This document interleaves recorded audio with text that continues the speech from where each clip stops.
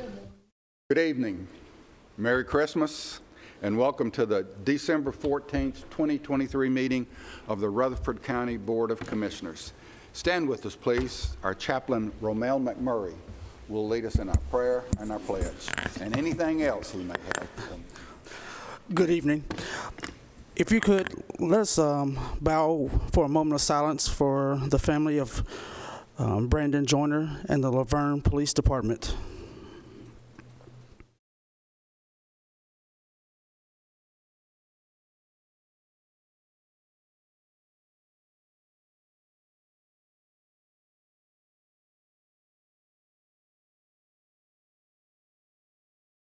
Thank you. Let us pray. Almighty God, who is the creator of all things, we stand to honor and remember Laverne Police Officer Brandon Joyner. I ask that you bless this officer and all of his family, friends, and colleagues as they never forget his courage and commitment to keeping the public safe. The Bible says that weeping may endure for a night, but joy cometh in the morning. Dear Lord, I ask as we gather in this chamber this evening that we continue and that you remind us of who you are and why we serve. As we approach another holiday season, be with those individuals that may have a hard time without their loved ones. Remember that you are the shining star. It's not about what's wrapped under a Christmas tree, but it's about celebrating the birth of Jesus Christ. Now, as we approach the end of this year, let us look back at the good and not so good that transpired throughout the year. We may not have accomplished everything that we have wanted in our personal or professional lives, but we've accomplished what you saw fit. As a county commission, we've made some tough decisions, but we believe that our citizens will be better off for it. Let us remember that people follow courage and not titles. And let us remember that the best is yet to come. It's in your name that we pray. Amen. Pledge allegiance to the flag of the United States of America and to the republic for which it stands, one nation under God, indivisible, with liberty and justice for all.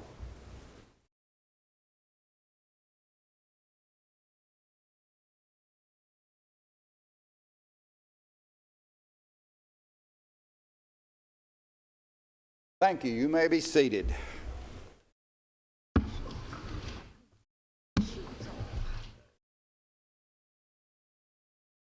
At this time, our county clerk, Lisa Crowell, will call the roll.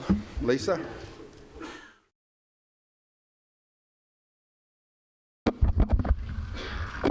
Commissioner Oliver? Present. Commissioner Piercy? Here. Commissioner Rather? Here. Commissioner P? Here. Commissioner Davison? Here. Commissioner Beverly? Here. Bush? Here. Commissioner Reed? Here. Commissioner James? Here. Wilson? Here. Commissioner Anthony Johnson? Present. Commissioner Boyd? Here. Commissioner Paul Johnson? Here. Commissioner Irvin? Here. Commissioner Harris? Here. Commissioner Dodd? Here. Chairman Phillips? Present. Commissioner McAdoo? Commissioner McMurray? Here. Commissioner Gooch? Here. Commissioner Sourinho? Yeah. We have a quorum, 21 present. Thank you, Lisa. I'll call on our Chairman Pro-Tem, Trey Gooch, for the reading of our November 16th meeting minutes. Thank you, Mr. Chair. I have reviewed those minutes, among others, and find everything to be appropriate. My motion is to dispense with the minutes as presented. Second. We have a motion and a second to approve our November 16th meeting minutes. All those in favor, please say aye. Aye. Any opposition? Motion carries. Thank you. Public comments. We've had one person to sign up, Chris Jensen. He'll be talking about our growth resolution that's on our agenda tonight.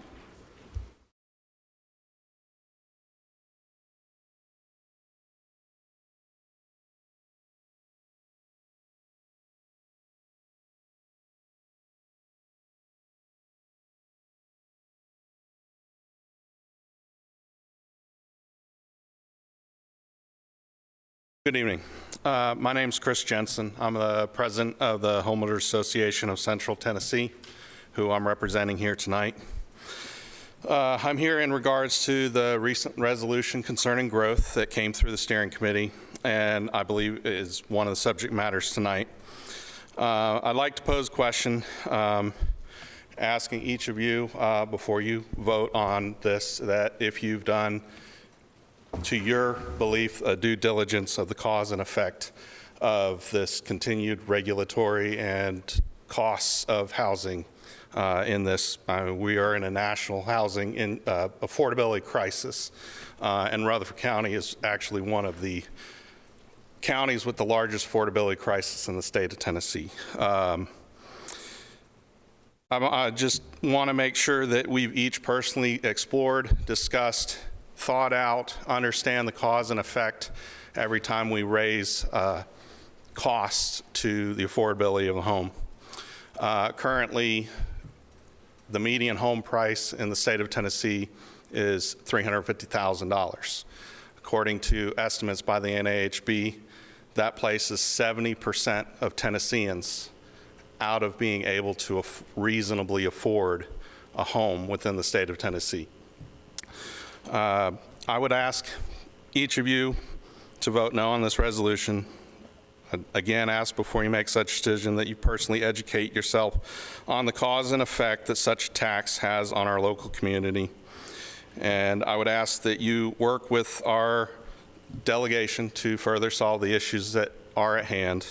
And I would say that the Home Builders Association is always available to discuss with you issues as they come up, and please feel free to reach out at any time if you'd like our further perspective or information on such matters. Thank you. Thank you, Mr. Jensen. See, a bunch of hungry cougars are about ready to pounce, so we better get on with this portion of it. I'll call on Chairman Craig Harris.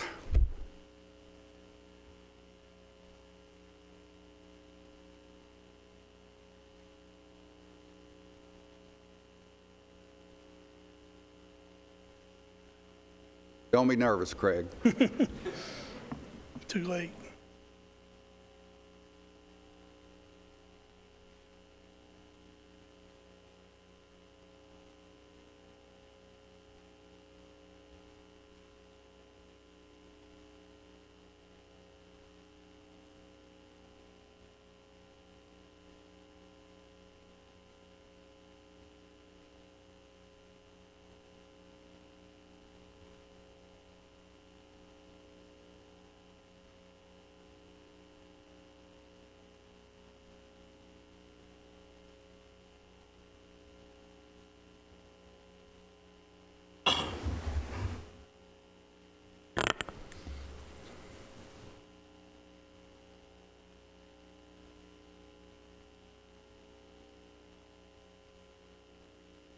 As a commissioner and a chairman, I've been up here at this podium a lot of times.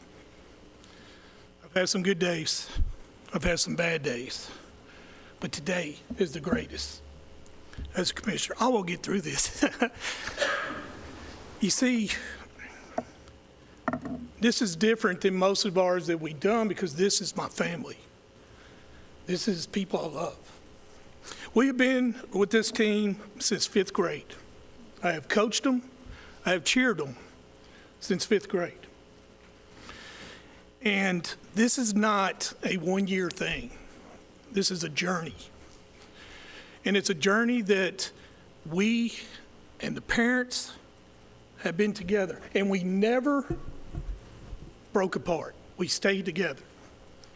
And I'm proud of that more than anything. I've seen these kids cry.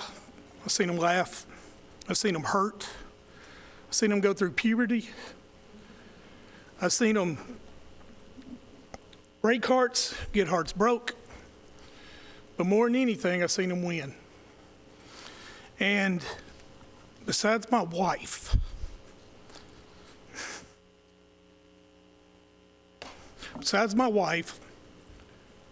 and my children, and my sister, this is the only family I got. And my Christmas wish to all of you is that you can feel the happiness and the pride that I have right now, because this is a big deal for me. And when you see these young men and how they grow up, man, what a journey. And I'm proud of them. Now, you'll just have to bear with me a little bit, because it's also bittersweet, because our journey has come to an end. And kids are going to go to college, and parents are going to do other things, and we're not going to be together like we was. And it's not, I'm going to be sad, because there's some people sitting out there tonight that I absolutely love and care deeply about. And it's not about a coaches or players. There is a lot of things and a lot of people that are responsible for what this happened on this great day. And I'm going to try to touch on that, because as a commissioner and as a representative of the county, I am extremely proud of what we achieved. And I'm proud of each and every one up here. And if I start talking, I'm going to say, hey, man, you know what? It happens. But I'm happy. So I want to start off with coaches. They're young, full of energy. They planned their work, they worked their plan, and they kept these kids together, and they led them. But to me, and I say this to all the coaches, the key to being a great coach is not X's and O's. It's about loving the kids. Because if you love the kids, they'll know it. And they'll do everything in their can to have you back. Got it, Petey? Yes, sir. I want to thank the school. I am honored to be an MTCS parent. I love my school. I think it's the best school in the county. I know that'll get you, but that's just me. They gave us the resources and the support that we needed for us to do this. And like I said, this has been a journey, and it's been just such a long, long road. I also want to thank them with all my heart for not kicking some of these kids out of school, even though they deserved it. And yes, I'm including my son in that conversation. But the one thing that people don't see, that I have such an emotional part of my heart, is we don't ever talk about, is the parents. And the sacrifices these parents made. And the sacrifices, they wiped their nose, they cried, they were there. And they never broke apart. We stayed together. And you're going to hear me say that, because that's just something that I'm so proud of, is how we stayed together. And there's some people, I can't name all of them, but there's people that I care and love so much. And I won't get this opportunity to tell them again, because we won't probably get together again anymore. But my best friend, Mike Guerin, I love you.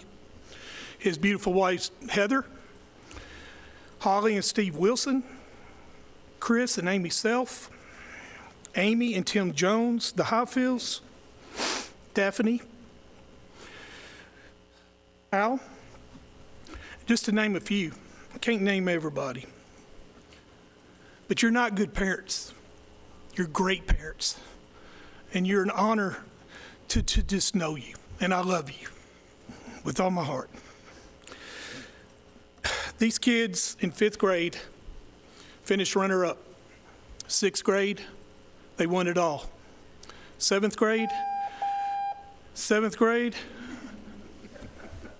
Go.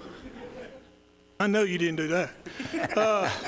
7th grade, finished runner-up. 8th grade, runner-up. 9th grade, they went to the quarterfinals, which is the second time in school history. Sophomore year, they went to the semifinals. Never done in school history. And it also, on a personal note, was the most devastating loss I've ever had. Junior year, we were upset in the quarterfinals, and it was heartbreaking. But this year, they went 11-1. The only school they lost to was the #1 team, and they won the state championship, South Pittsburgh. They scored the most points of any team in history of the school. They gave up the least amount of points of anybody in the school. They were the most winning class in the history of the school. And they won the first and only team sport that we've ever had at MTCS. So their accomplishments are just unbelievable. And they all stay together. You're going to hear me say that 100 times, and I'm nervous, and I'm probably going to repeat myself, but I'm very happy. If you could let me be a parent just for 1 minute, because I want to say something to the people. And when I say your name, just raise your hand so the people know who to talk to. Brooks, I know your daddy wanted you to be a baseball player. And I know you're All-State, but son, you're a football player. Yates Guerin and Gabe Howell, these kids are over at my house every weekend. I just want you to know how important you are in my life and how much I love y'all. And I'm proud. I have coached a lot of kids that went to college. I've even coached an NFL. But Eli Wilson, you're the greatest player I ever coached. Now to my favorite player, my son Seth. I was proud of you before this game. I was proud of you after the game. And I love you the most.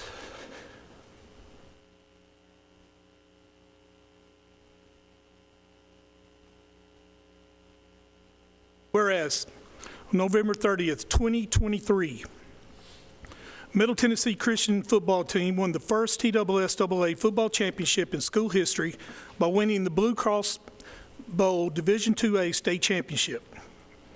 Whereas, the Middle Tennessee Christian School Cougars dominated this season under first-year head coach Christian Peterson and assistant coaches B.J. Robinson, Ed Watson, Anthony Kerr, Mike Guerin, Rashid McKee, Carlos Ross, Colton Gibson.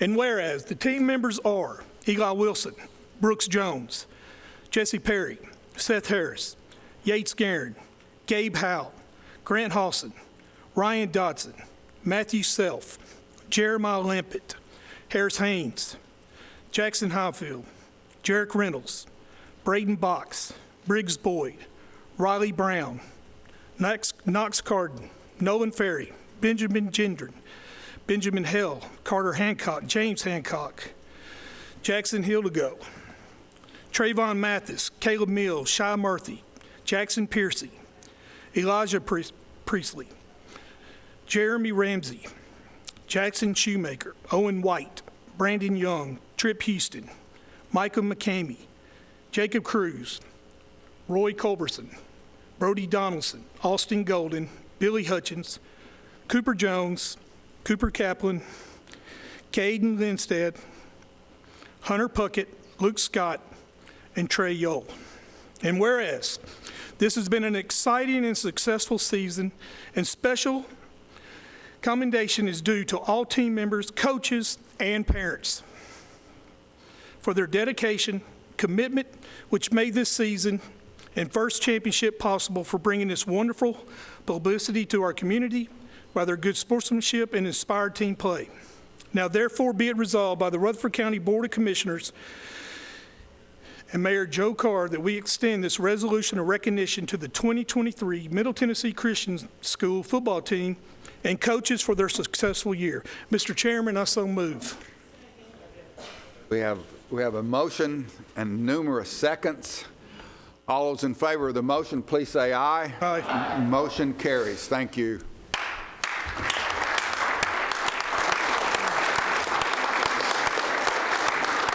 I want to say some words. This is for you.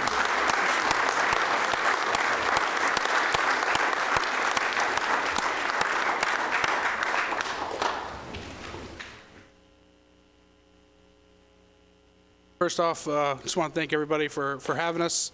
It's a tremendous honor for myself, the players, the entire school.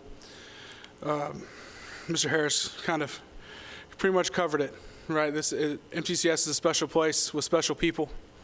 You know, these kids work their tails off. You know, they from spring practice, you know, through summer, in the fall, right, when things got hard, they didn't quit. You know, the coaching staff did a fantastic job. You know, the head coach is generally the one that has to come up and do all these things and do all the talking, but I wouldn't be anywhere without all the guys on my staff. You know, and the parents for all the sacrifices and for all the help that I got throughout this entire year. It's been a special ride. It's been a lot of fun, and love these kids, love this place, and really excited that they were able to reach their goal.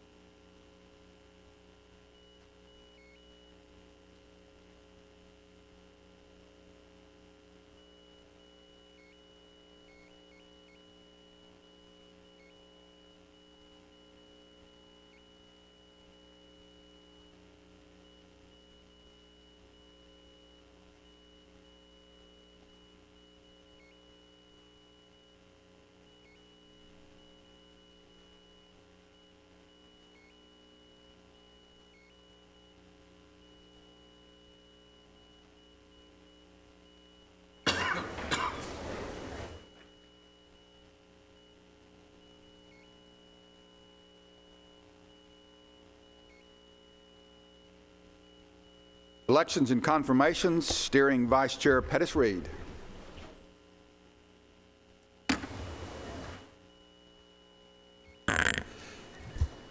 Mr. Chairman, if you'll excuse me before I begin this, I just want to apologize to our clerk. In 10 years, this is the first time I've ever answered for another commissioner in your roll call. But in the last week or two, I've been experiencing some things with my ears. I missed you right there as far as call. I thought you had called me, and I answered twice for you tonight.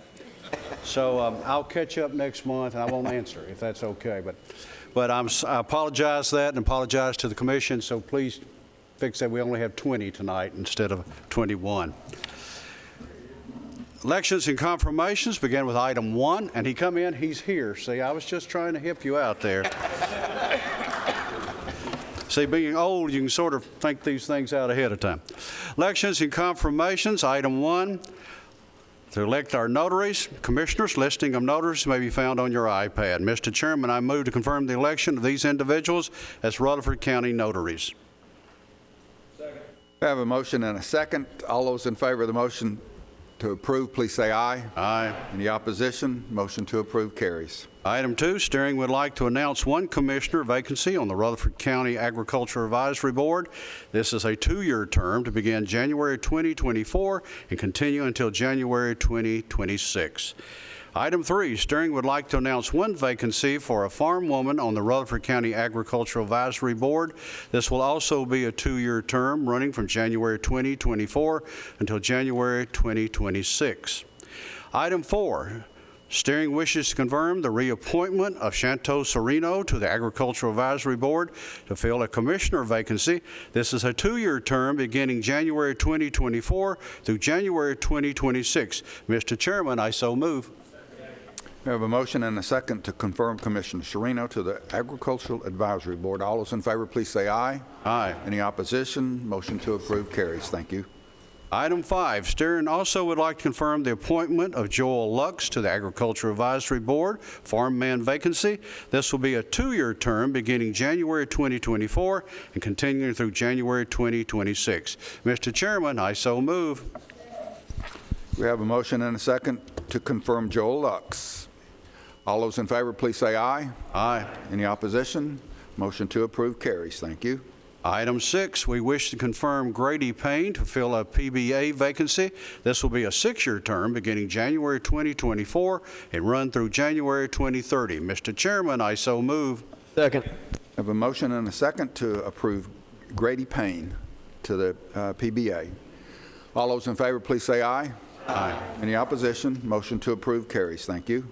Item 7, steering wishes confirm the reappointment of Francis Mosby and Robert Asbury to the Correctional Work Center Board vacancies. These are 2-year terms beginning January 2024 and continuing through January 2026. Mr. Chairman, I so move.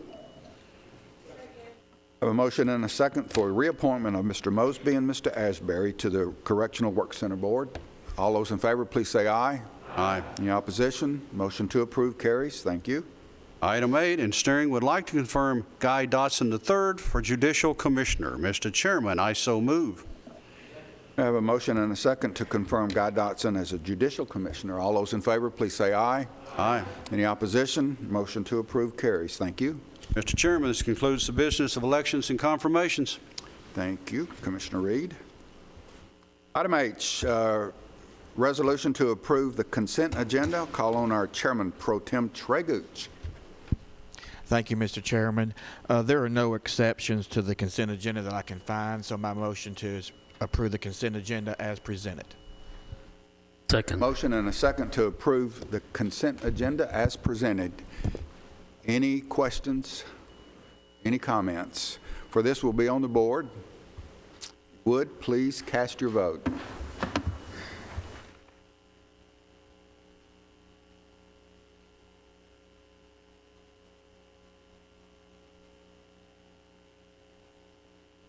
Anyone that did not vote and wishes to vote, or anyone who would like to change your vote, you may do so now.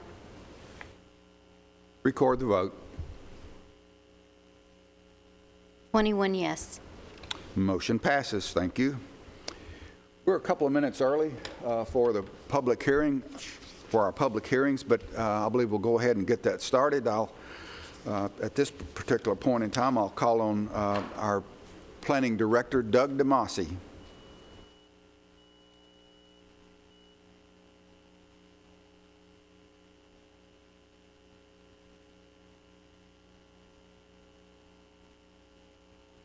Thank you, Mr. Chairman, and good evening, everyone. Hope everyone's doing well tonight. We have 3 public hearings for your consideration tonight. 2 are rezoning requests. 1 is for a zoning ordinance amendment. The first rezoning request we have is by Chris Rudd. This is property located at the intersection of Mockingbird Lane and Las Casas Pike.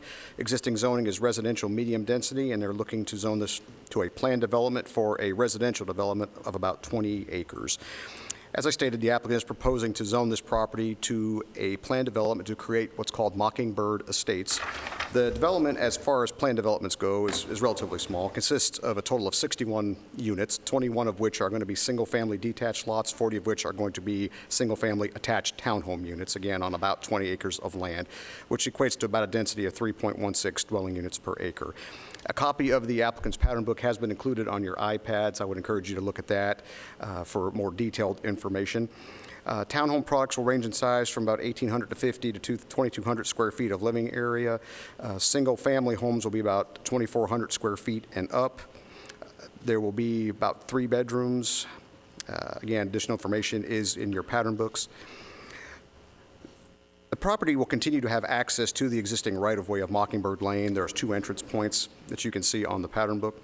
According to information from the applicant's pattern book, Mockingbird Lane is to be improved to a 20-foot wide paved cross-section with 4-foot wide gravel shoulders along their frontage.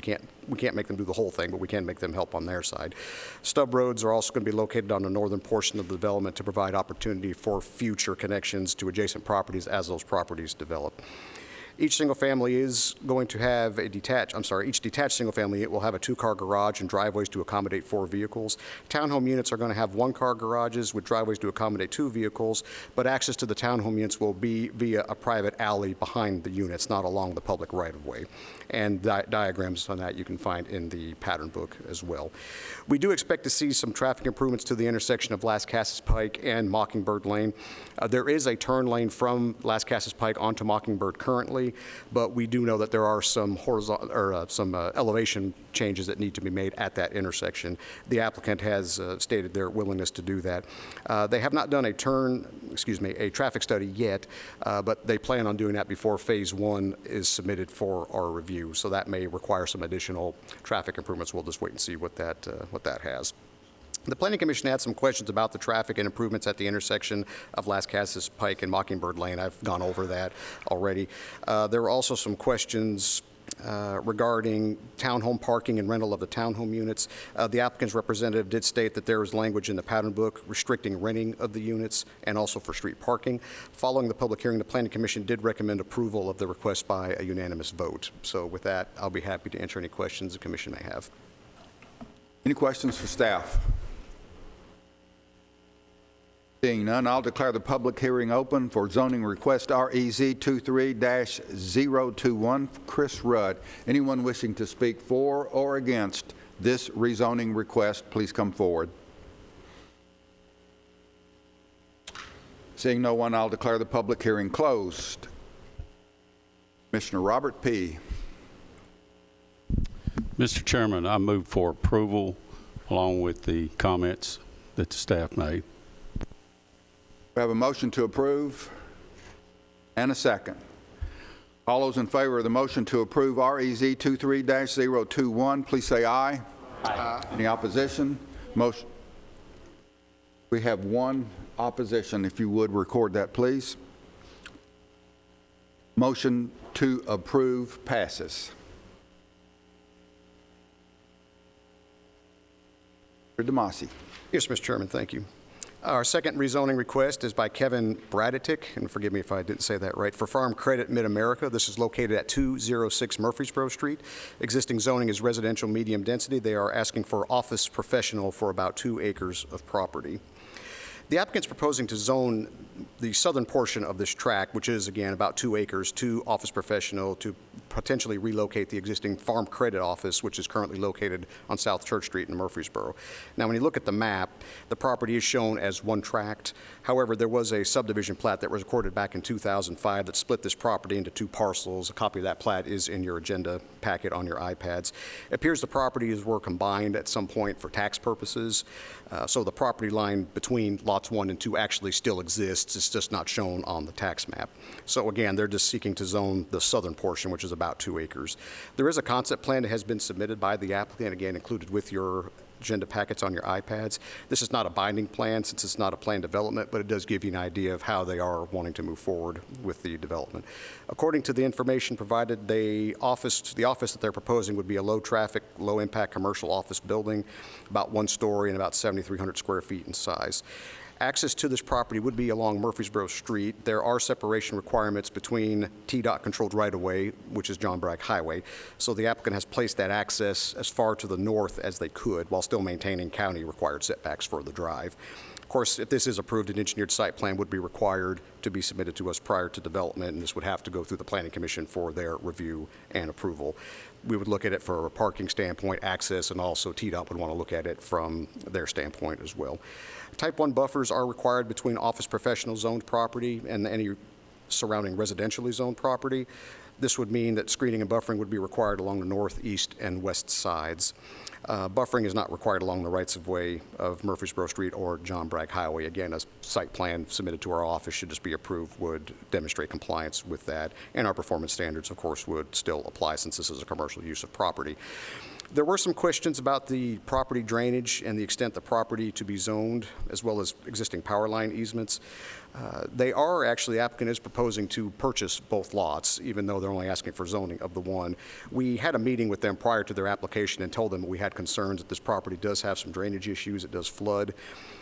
We also told them about the fact that there is septic on this property, no sewer. The way their building was laid out, they would have to probably move some things around so they weren't getting into their soil areas. That's not something they have to have worked out tonight, but that is something we did make them aware of.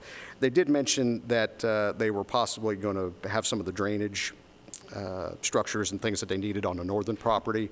As long as they're not using the northern tract for any kind of parking, building, anything like that, they can use it for like a detention pond or something. But if it turns out they need more room, you may see a second zoning application come your way. There were further questions about the number of employees, expected customer traffic. Again, we talked about their plans to relocate the existing office in Murfreesboro to this tract. Regardless of all that, the Planning Commission, after the public hearing, did recommend approval by a unanimous vote. So with that, we'll be happy, or I'll be happy to answer any questions. Questions for staff?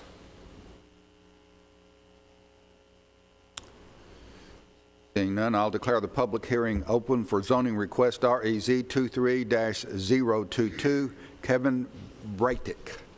Anyone wishing to speak for or against this rezoning request, please come forward. Seeing none, I'll declare the public hearing closed.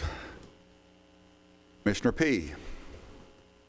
As you can tell, the growth in this county is edging out into the countryside.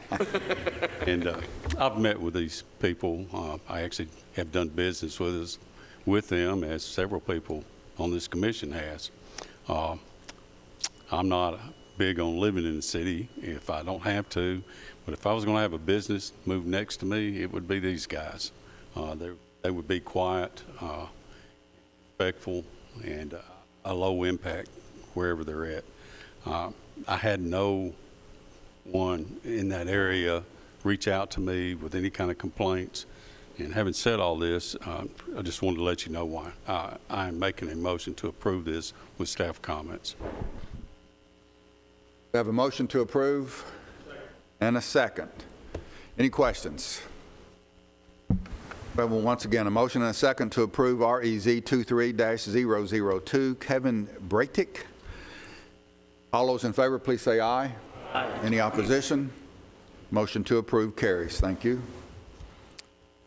Mr. DeMasi. Yes, Mr. Chairman, thank you. Our final item tonight is an ordinance amendment to the zoning ordinance regarding a public comment period for the Board of Zoning Appeal meetings.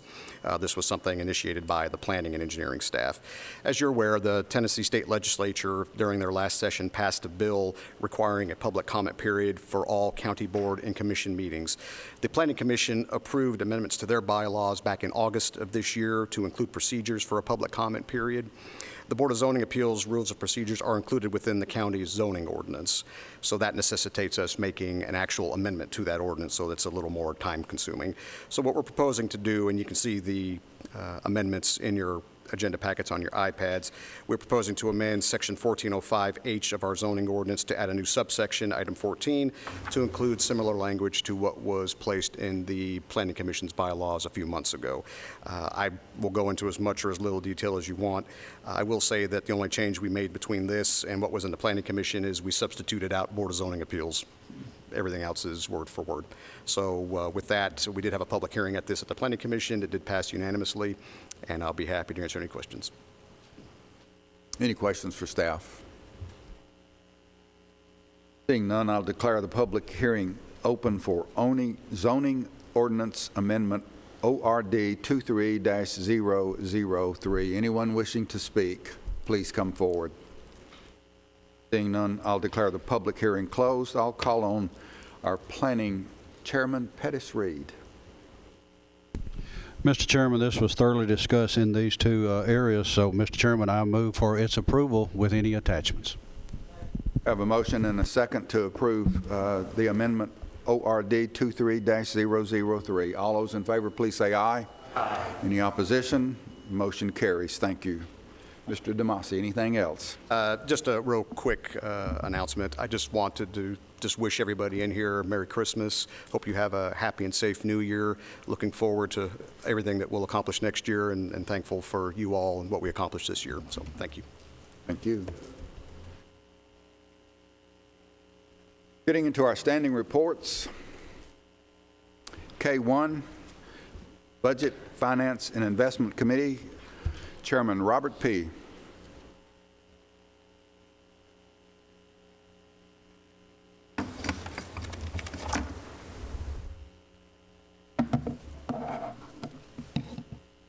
Good evening. I thought I had dressed most festively tonight until I looked at Phil Dodd. I believe he won that.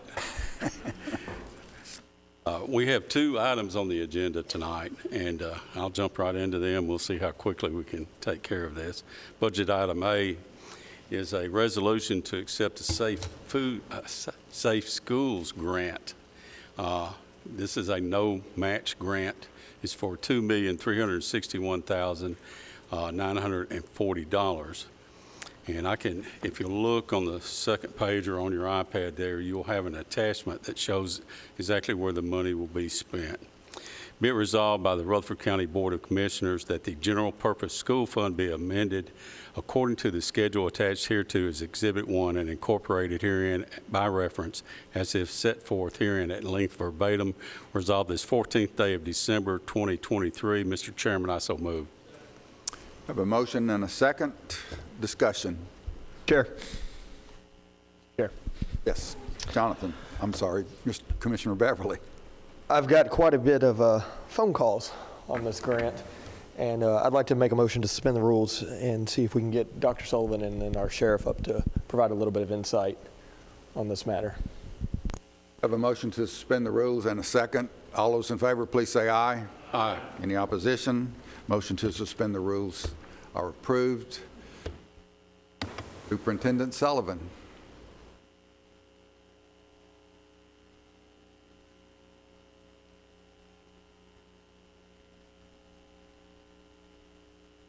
Evening, Commissioners. So do you just want me to give an update on kind of how we got to where we are right now? Yes, please. All right, with you, Chairman Phillips.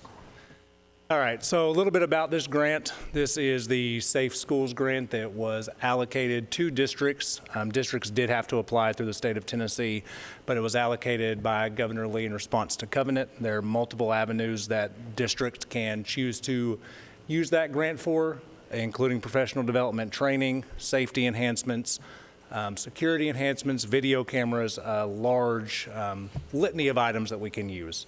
I emailed the commission yesterday an email of kind of how we got to where we are today, which I think has been unfortunate because ultimately when it comes down to what my job is as the director of schools, it is to ensure that our students are as safe as possible.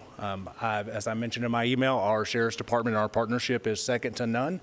I was fortunate enough to be a student in this district when the SRO partnership began in the 90s. So that is something that I've got to see from all walks of life. What is unique for me, though, is that I always have to look at every avenue of our district. In the event of an emergency, unfortunately, our SROs are probably going to be responding to that emergency. And when I look at it from the perspective of how can I ensure safety as much as possible, the ones that are going to be with our students are going to be our teachers and our staff members.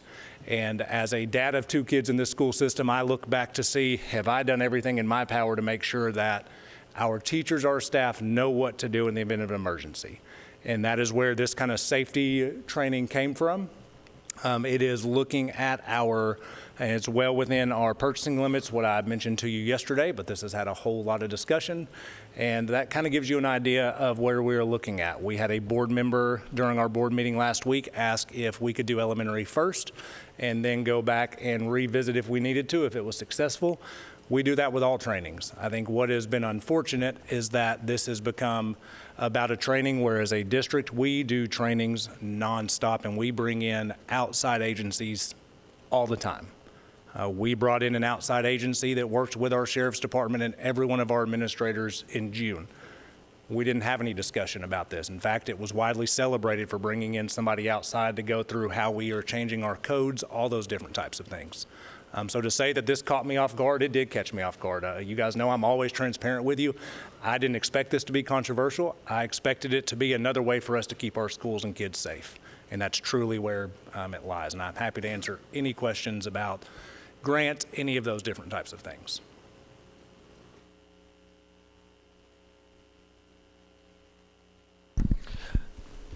My question mainly had to revolve around, with this grant, we're pretty much free to, under those categories, professional development, tools, improvements, we're free to allocate however we wish once we approve this grant, correct? Yes, our school board would have ultimately that allocation because that would be up to them, and that is what they have approved to look for as well. It is a non-matching grant. We will go through because this money has to be expended over a couple years.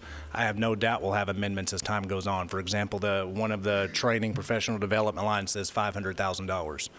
We don't have any desire to spend $500,000 on training, but if something happens in the next year that says we need to, then we need to have a budgeted line to be able to do so.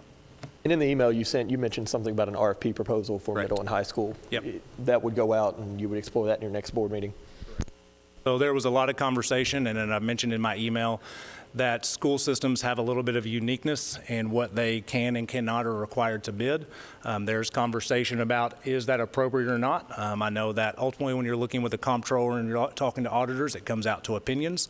We reached out to our Tennessee School Board Association for an opinion as well, and I don't ever want to put the county commission in a question to where it's an auditor's judgment. And so when it comes down to a judgment call, I would much rather just hit every little box that we need to make sure that we are covered. Do I think it was needed? No, I do not, but I'm willing to go through whatever steps I need to make sure it's done fairly. Thank you. Those are my questions.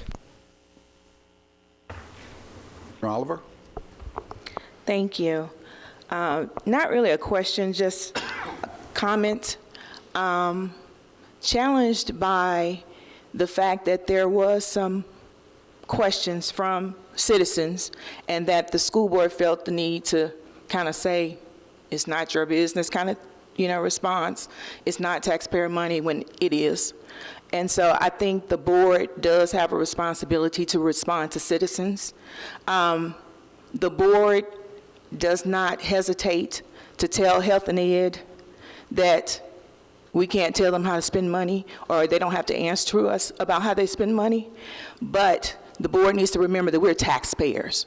So first and foremost, I'm a taxpayer. It doesn't matter if I'm on Health or Ed or not. If I have a question, I would expect a response because, again, they are elected officials. We are taxpayers and constituents. So I just need to make that comment, first and foremost. Second, this training does not seem to be hands-on. It seems more first aid. So I was concerned as a tax-paying citizen about that type of training or information when we have excellent resources here in the county. I understand that you've had outside consultants before. My concern was, had we given our professionals first shot at being able to provide this for our citizens, our staff, our schools? Because in the end, when the, for lack of a better word, crap hits the fan, they're the ones that are going to be on the spot and not necessarily the vendor. So those are my comments. Any other questions? Thank you, Dr. Sullivan.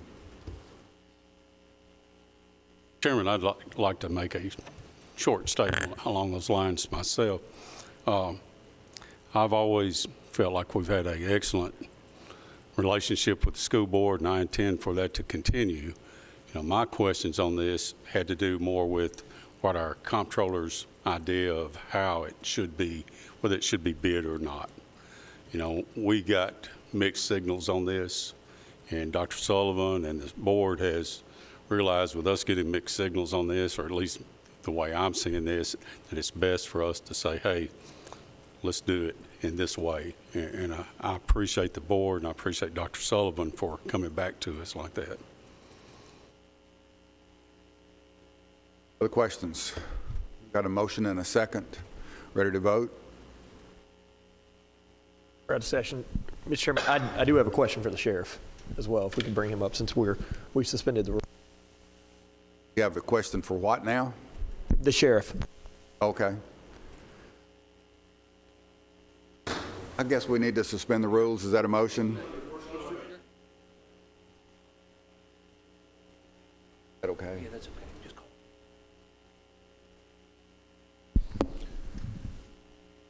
Sheriff. Yes. Sheriff, thank you for coming. I guess we can see if this motion passes, there'll be a request for proposal for the middle and high school. Is that something your department's ready to submit for discussion at the next board meeting for the school board if this proceeds? This, and I had Captain Henderson and I believe Chris Clark was also at the school board meeting when this was discussed. He's over our SRO program and can speak minute details. Dr. Sullivan and I have met. I can't say at this point I support what they're doing. My SROs are the ones in the school. They are the ones going to respond. Somebody coming in and giving a 3 or 4 hour presentation on a board or whatever. I don't know what he's presenting. To my knowledge, he does not present this in public schools. He does in private and industry. That's my problem with it. I kind of feel like it's a slam in our face.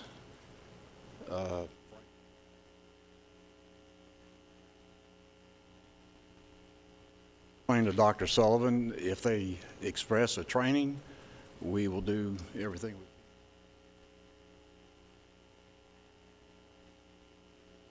At this point, I can't really say I don't know enough about it to really support the program. Good, Barry Hendrickson is here and he could address the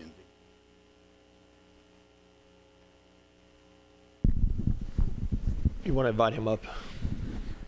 It's all right, Mr. Chair. Any other questions for Sheriff Fitzhugh while he's here, while he's up?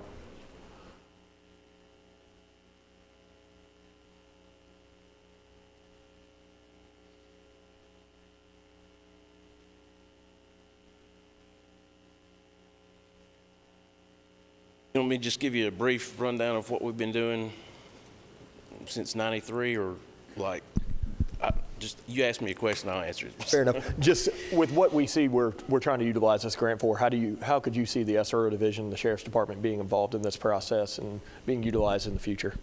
Well, so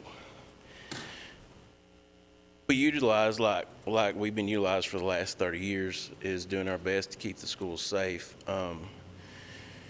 Anything that's taught, if it's for the benefit of the school system, just like Dr. Sullivan was saying about the new plain language coding for the evacuation plans, there's not a fight with this, but just briefly.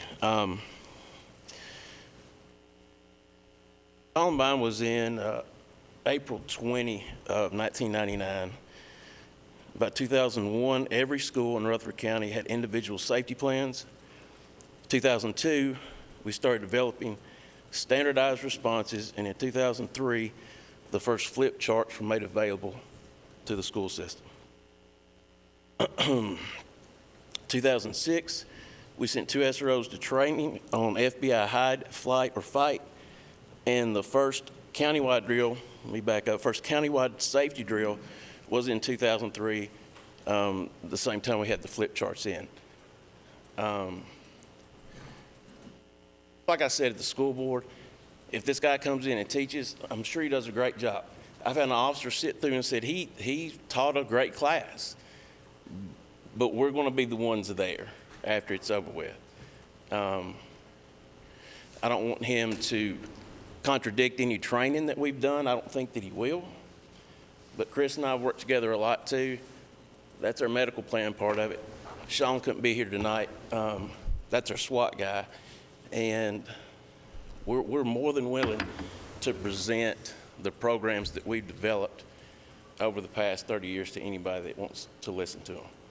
So I don't know if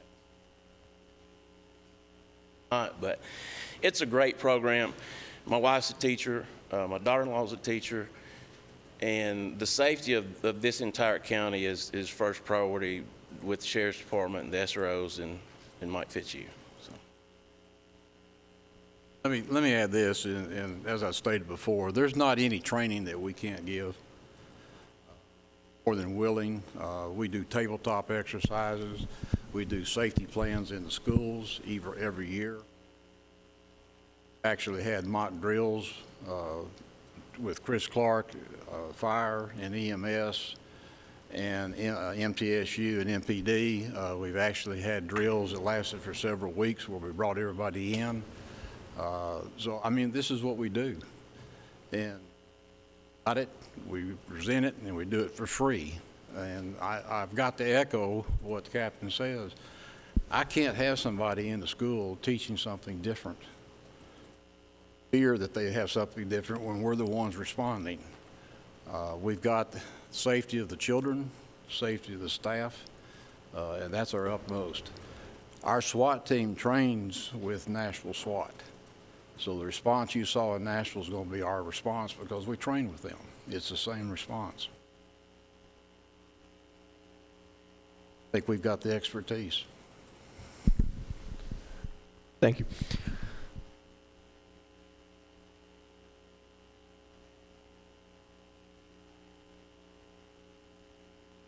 Michael Smith, comment? Could you explain what we're really voting on? Tonight, what's before you is only a budget amendment. So we're not voting on a grant acceptance, we're not voting on a purchase. You're only voting on a budget amendment to amend the general purpose school fund budget. The vote to accept the grant or how to spend the Purchasing Act lies the purchasing power with the school board as long as it follows the state purchasing guidelines. So tonight, you're only voting to amend the general purpose school fund budget that is before you. Other questions or comments? Thank you. We're back in session. Mr. Chair. Beverly. Thank you all for extending a little bit of courtesy. Being in the field I'm in, I've got quite a few calls on this topic over the past week, and I wanted to give both parties a chance to speak in an open forum. Again, this lies with the school board. This is just a budget amendment. We're not deciding a program. We're not deciding which company to go to. That lies with the school board. But I wanted us to be knowledgeable about the decision we're making and the impact of the decision we will make. But also to let the Sheriff's Department know the school board has offered an RFP process for middle and high school if this passes, or how they wish to proceed. So they expect to have a presentation ready to go. We're on the clock. So, but this is an opportunity for school safety investment, and school board will vote on allocation, but this is a large grant that I think will do our schools well overall. I don't really want to get bogged down in the minor details of that, but I appreciate you all indulging me to let them speak. Other questions or comments? Comment. Commissioner Oliver, I'm sorry. I would like to say I understand that allocations lie with the board, but I also am weary of the changing of bids to fit under a guideline where proposals don't have to be done. So to drop it below 50K, because that means we can do what we want to do, we don't have to send it out for bid, I'm challenged by that as well. But I do understand that they want to try the elementary and then bid out the others, but I just have pause, or yeah, with that. Thank you. Other questions? Ready to vote? Commissioner Reed.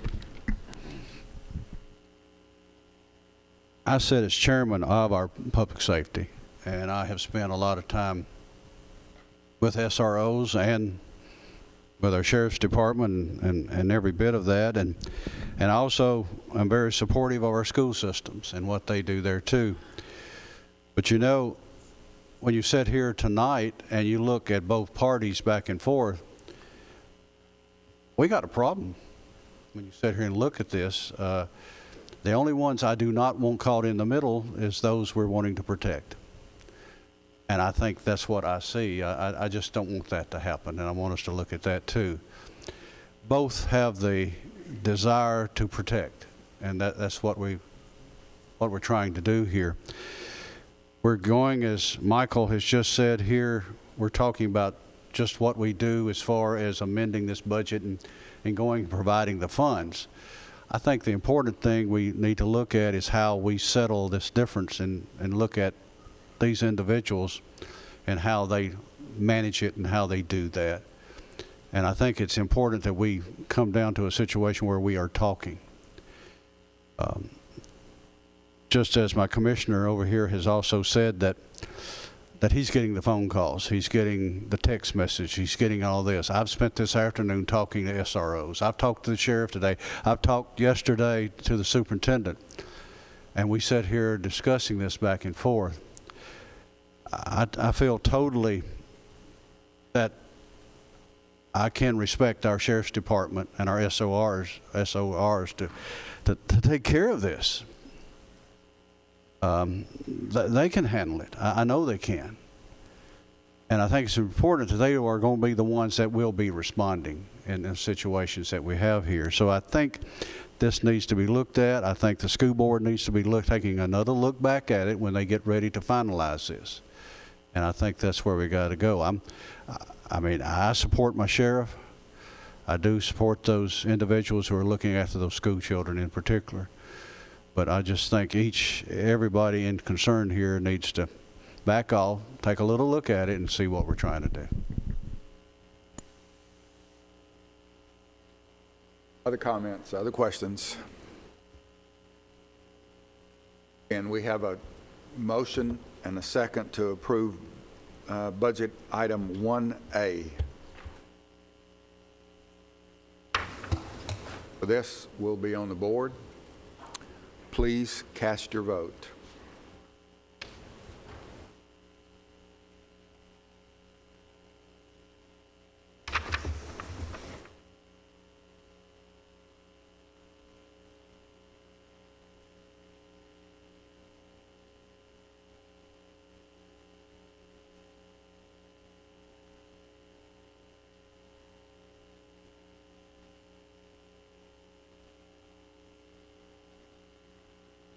Anyone that did not vote and wishes to vote, or anyone who would like to change your vote, you may do so now.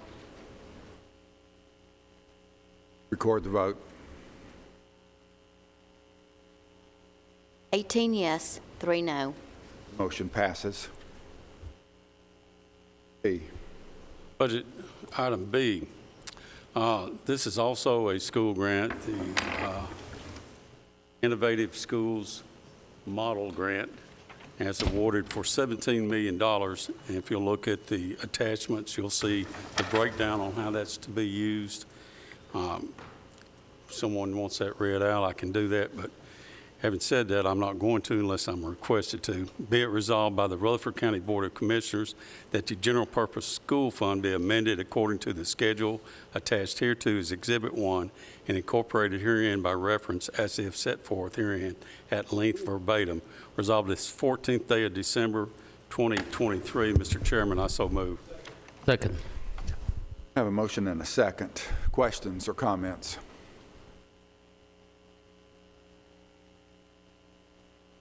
Being none, please, will be on the board for this. Please cast your vote.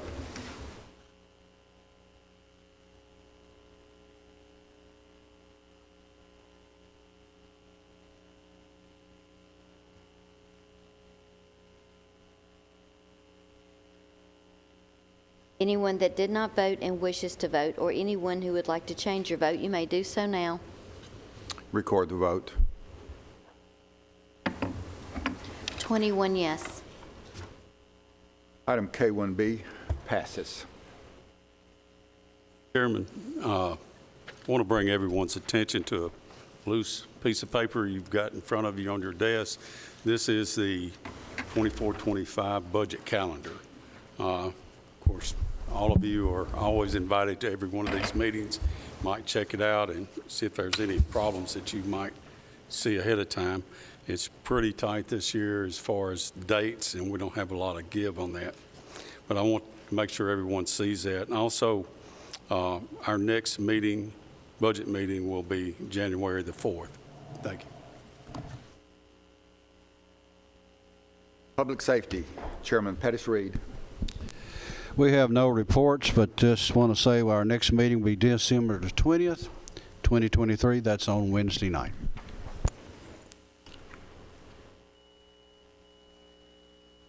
Health and Education, Chairman Phil Dodd. No report. Next meeting is December the 19th. I believe that's next week. Property Management, Chairman Alan McAdoo. Thank you, Mr. Chairman. Our meeting will be December the 21st at 5:30. Prior to that, we will have a tour of the parking garage for the Judicial building, and that address is 220 North Maple. One that want to come, please come. Our tours are doing good. I think we had about 12 or 13 at the last one, but it will be at 3:30 p.m. And our meeting, like I stated before, 21st at 5:30. Thank you, Chairman McAdoo. Touring the parking garage is probably not nowhere nearly as exciting as touring the jail. But we've got a particular issue going on with security, so it'd be important that we all kind of are up on what we're talking about as far as those security issues. An important meeting. Public Works and Planning, Chairman Anthony Johnson. Thank you, Mr. Chair. We don't have a report tonight, but I have some information. Tuesday the 19th of December at 9:30, the G Street recycling will open. So Tuesday, if you go recycle in Smyrna, don't go to Weekly Road, go to G Street. It'd be better to enter off of 9th Avenue or G Street off of Sam Ridley, but it's directly behind the County Court Clerk building. Our next meeting is January 2nd. But do not, if you go to recycle in Smyrna, do not go 11th Avenue. Do not go 11th Avenue. Thank you, Chairman Johnson. Steering Legislative and Governmental Committee, Chairman Craig Harris.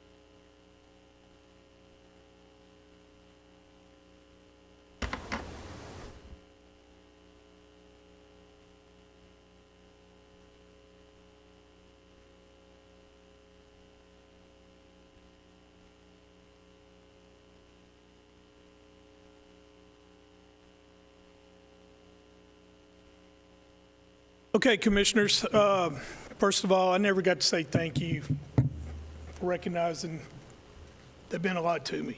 So I want to thank y'all for that. I didn't get a chance to say that, and I really hated that. Hope you know how it feels, right?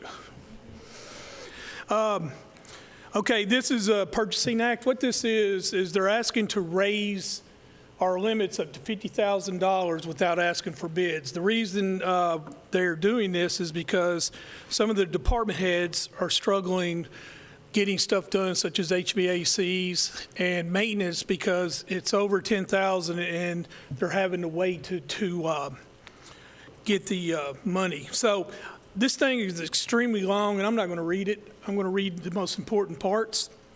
So, whereas in the best interest of the citizens of Rutherford County, Tennessee, that the Purchasing Act be further amended to increase the bid threshold over which public advertisement and sealed competitive bids or proposals are required, in an amount not to exceed $50,000 for non-emergency, non-proprietary purchases as provided in the Act to Amend Private Acts of 2017, Chapter 17, relative to the Rutherford County Purchasing Act attached hereto as Exhibit 1 and incorporated herein as if copied herein, linked verbatim the Act, and whereas the required threshold for obtaining 3 written quotes, which is currently $10,000, 40% of the current bid threshold of $25,000 should be increased to $20,000, 40% of the increased bid threshold of $50,000. Now therefore be it resolved by the Rutherford County Board of Commissioners as follows. The private acts of 2017, Chapter 17, and any other acts amendatory thereto relative to the Rutherford County Purchases Act should be amended by the act attached hereto as Exhibit 1. Mr. Chairman, I so move. Have a motion and a second. Questions or comments?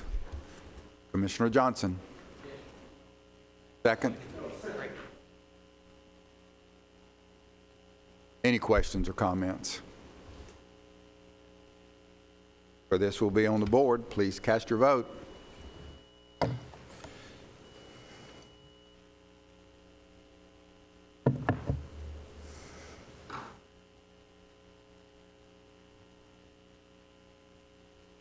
Anyone that did not vote and wishes to vote, or anyone who would like to change your vote, you may do so now. Record the vote. 21 yes. Motion passes. Commissioner Harris. All right, Commissioners, we're moving on to a resolution that we had passed in steering considered called the growth. And I'm going to read this to you, and I apologize, I did not get the copy of it, so I'm going to struggle a little bit with the glare. So, whereas Chapter 421 of Private Acts of 1943, wait a minute, that's the wrong one.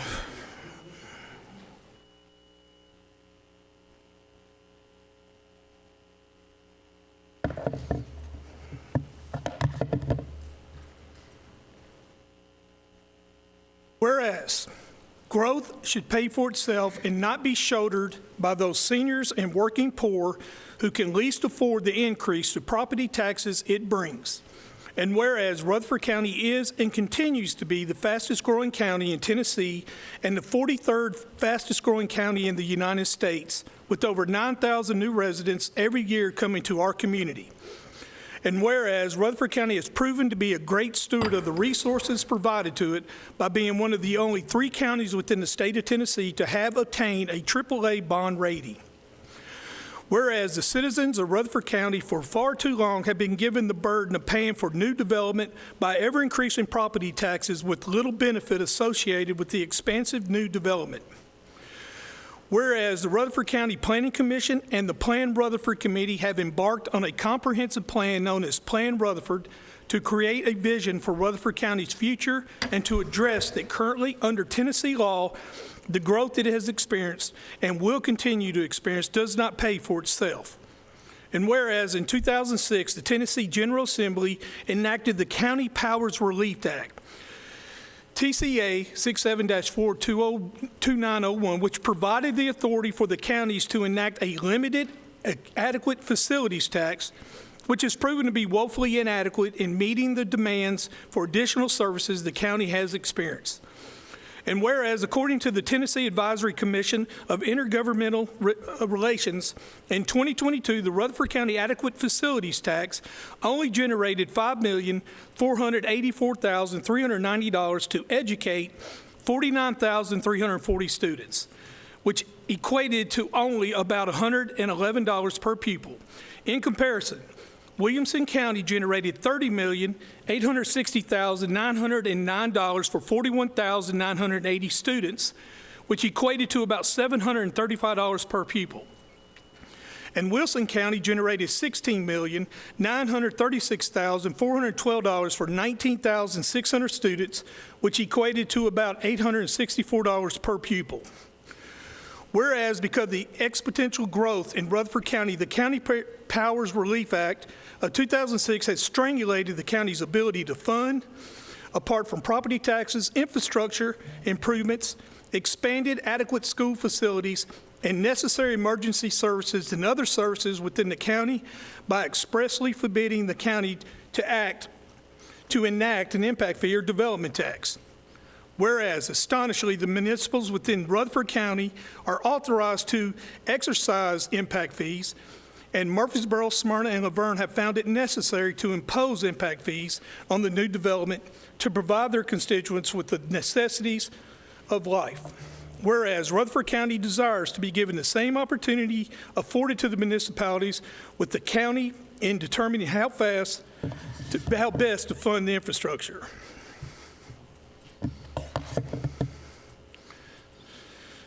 And improvements in the expansion of the adequate school facilities and necessary emergency services and other services necessitated by its accelerated growth.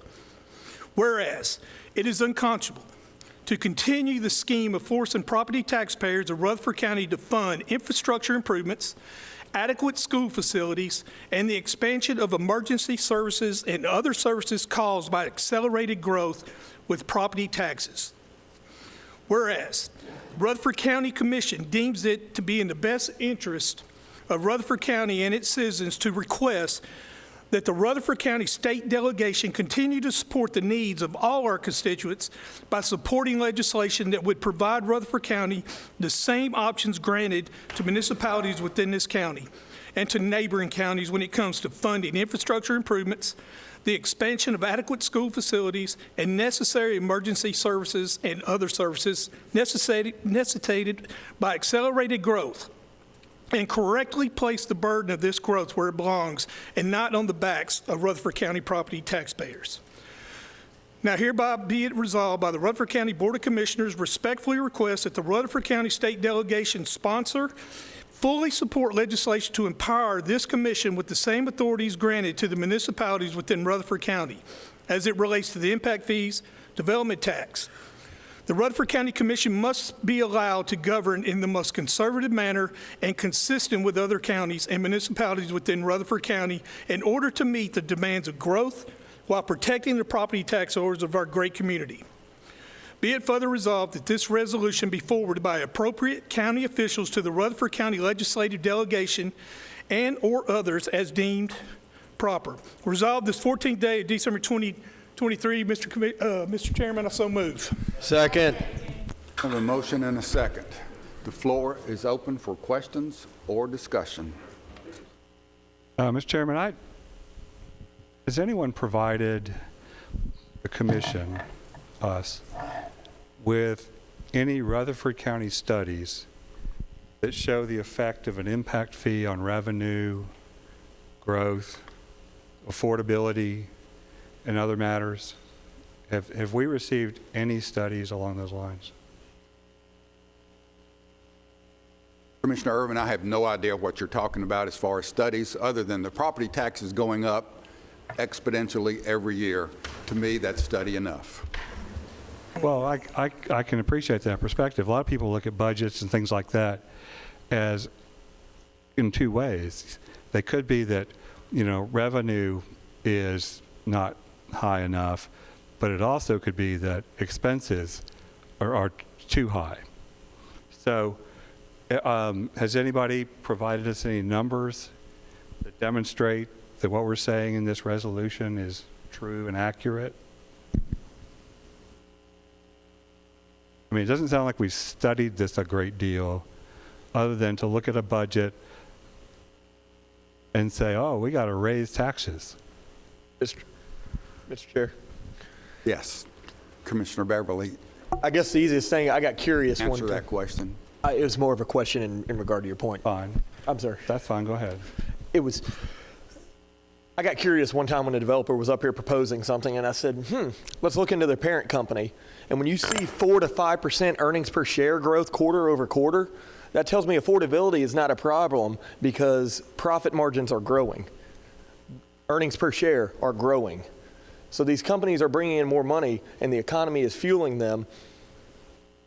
Shows that there's opportunity for growth. So if we're seeing some homes go for $40,000, $50,000 at a time over asking price, I don't think looking at an adequate facilities tax or a development revenue increase is going to stop that type of activity, especially if the Fed slashes interest rates like it just was projected on their dot graph released from the FOMC meeting this past week.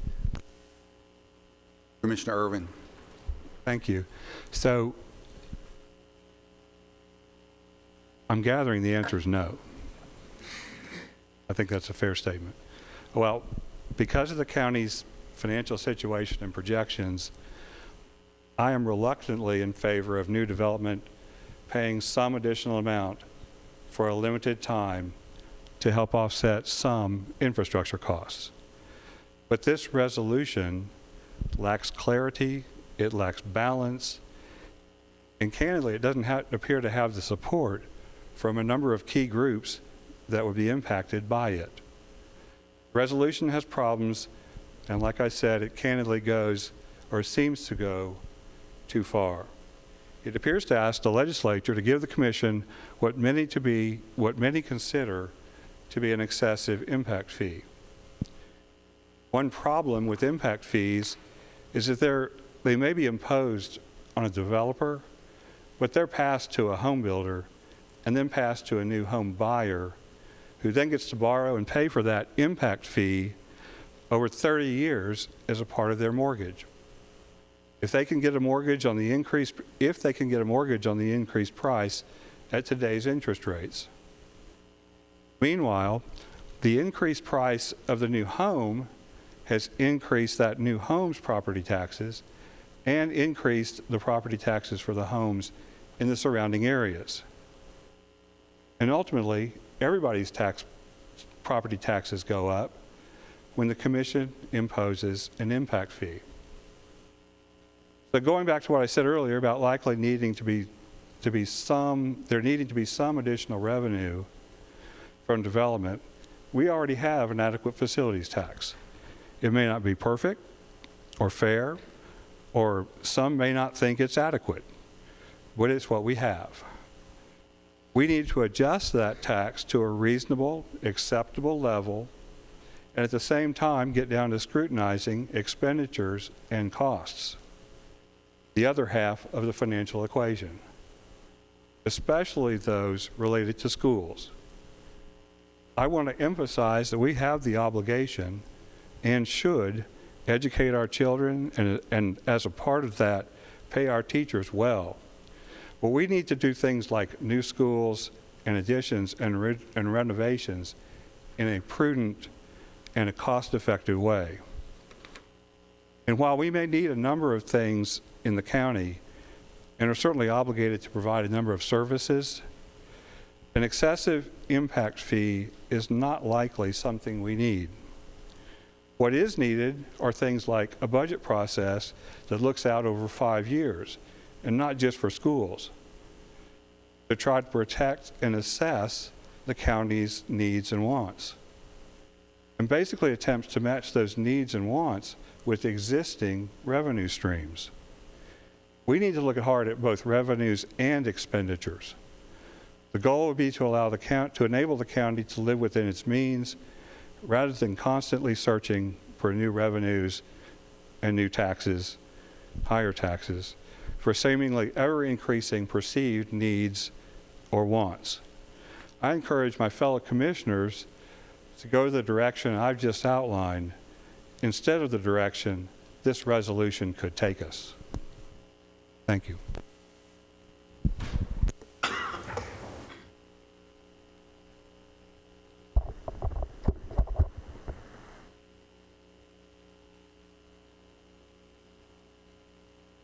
Commissioners, I'm going to recognize myself.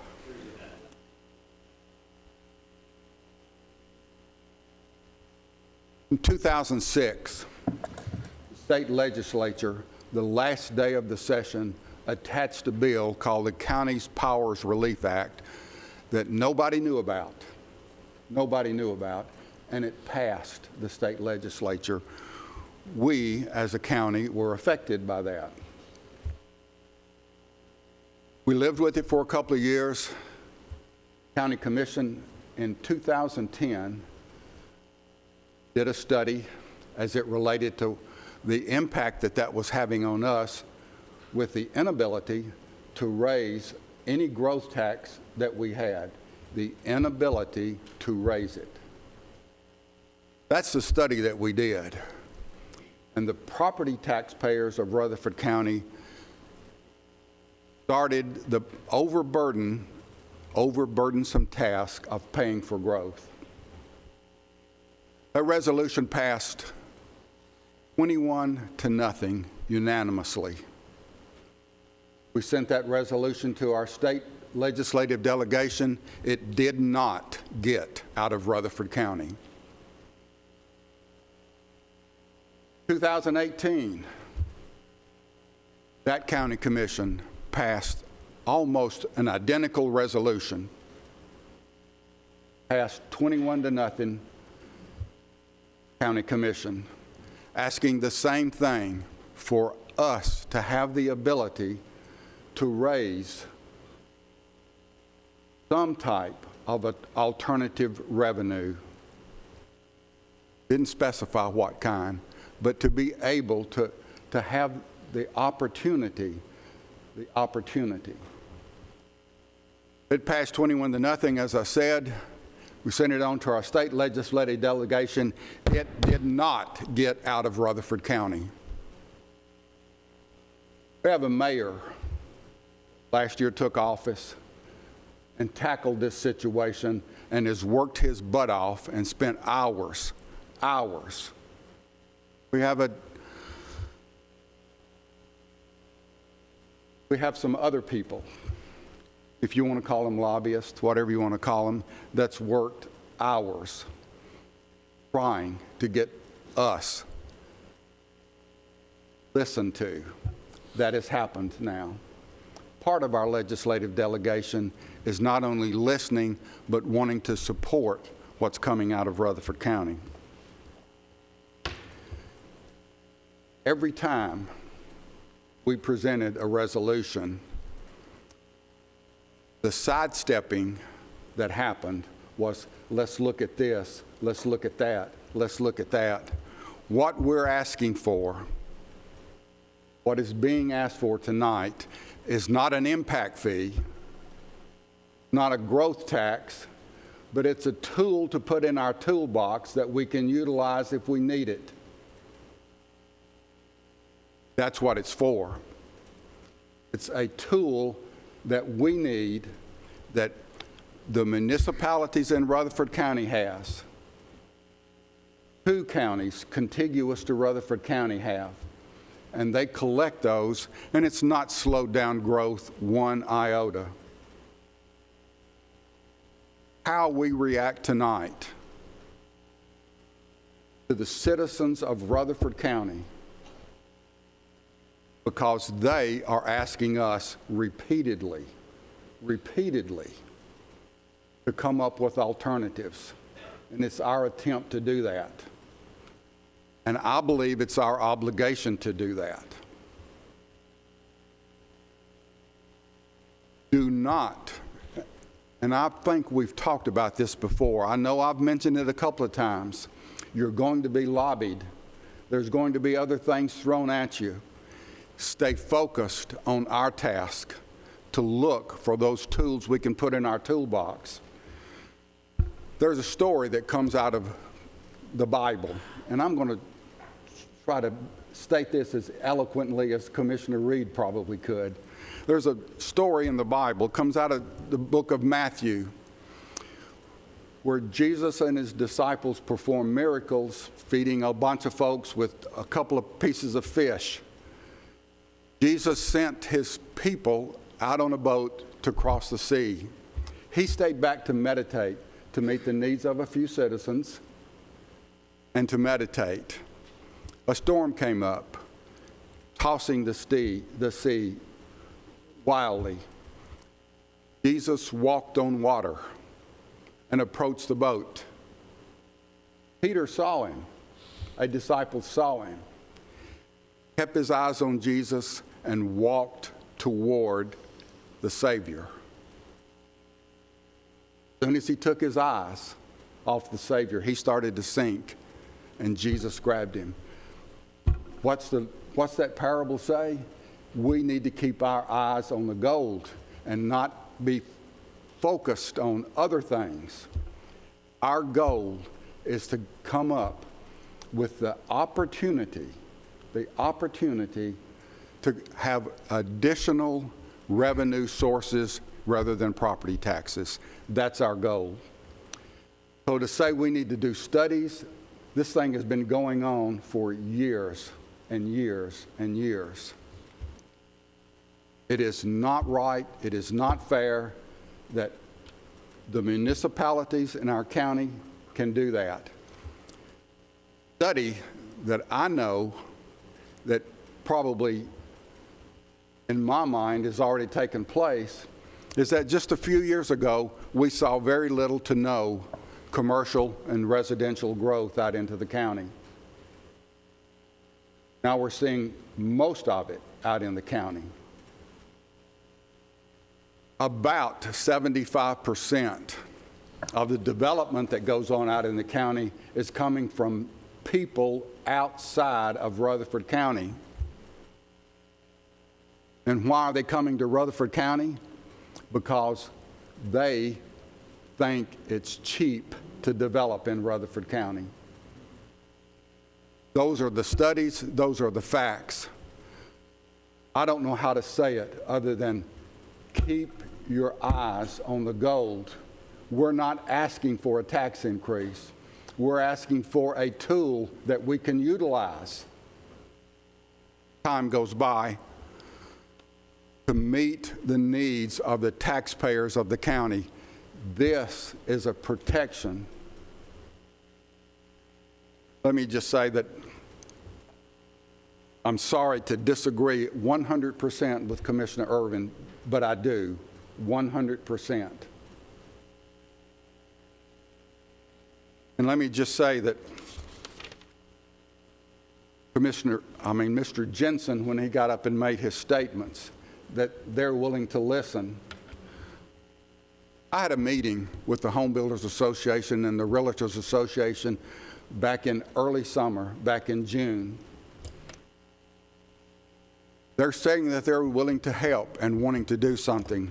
My challenge to both of those, come back to me by the end of the summer with a plan. I'd like to hear it. Never came. So their promises of helping, to me, has not been fulfilled. Our local builders are not the problem. They are not the problem that we're having. We need, more than anything else, alternative revenue sources. We need them. We must have them. We cannot function without them.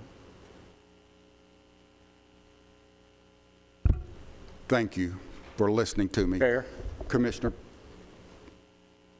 P. Commissioner P.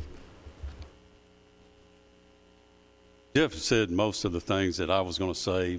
He and I have both been here for a while. We have worked with the development community, and we sat down and we planned different ways to come up with alternative revenues other than property tax. And we hadn't been able to come up with a good solution. I remember talking to, at that time, the current Home Builders Association president. I said, man, why don't you go along with us with this and help us work with it? I said, I guarantee you all 21 of the commissioners there are going to vote for this. He said, well, I'm aware of that. He says, but we don't have to worry about that because this will be stopped at the state and Senate level. And he was right. You know, he knew exactly what he was talking about, and I didn't. But I've since learned. But I want to answer a couple of things, and I want to point out a couple of things.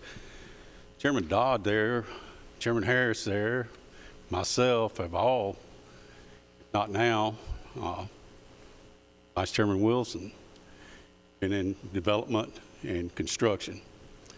Now, we're not out to do anything to hurt any of our industries in this county. But most of the home builders that I've talked to here locally agree that we need to do this.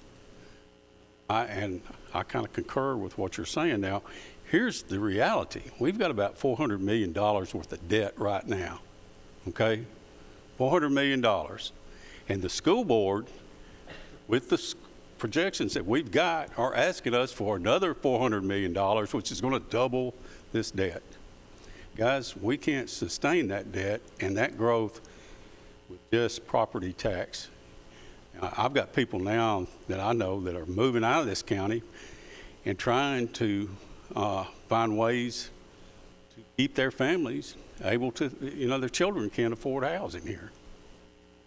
So we don't want to do anything that's going to hurt that industry, but we also recognize that, you know, the average home maybe in the state is $350,000. I think it's $390-something thousand here in Rutherford County. You know, with those kind of monies, that's not affordable for new kids just starting out. I mean, I just had somebody came up to planning the other day. He asked to split his property because his children couldn't afford lots in this county anymore. So his kids could build a home, could afford to build a home here. Now, we mentioned that we've got a AAA bond rating. We do. Standard & Poor's and Moody's both rated our financial abilities here as their top, at their top of the score. And Michael, you can elaborate on that much better than what I just did. But what we're trying to say is we're not going to misuse the ability impact fees and development taxes. You know, because we're smarter than that. We're not out to hurt any industry. We're out to help our citizens as a whole. And this is one of the tools, as Chairman Phillips mentioned, that we can use to do that. Anyway, I would urge all of you to vote for this and call your representatives and ask them to vote for this, because this won't be decided right here. This is going to be decided in the State House. Thank you. Thank you, Mr. Chairman. Johnson. Has this been studied? Yes, it's been studied. When I came up here 29 years ago, it was being studied then. We've tried and tried, not to no avail, but not what we need. Excessive impact fees. None of us want to put an excessive fee on anybody. Support of players in the game. Well, the home builders, most likely, and from what I hear, are not in favor of this. We raised our taxes this year quite a bit. Most of our taxpayers understand why we raised them, but do they like it? And were they in full support of it? Absolutely not. But we're up here for the taxpayers, not just one company or industry. We're not trying to hurt anyone.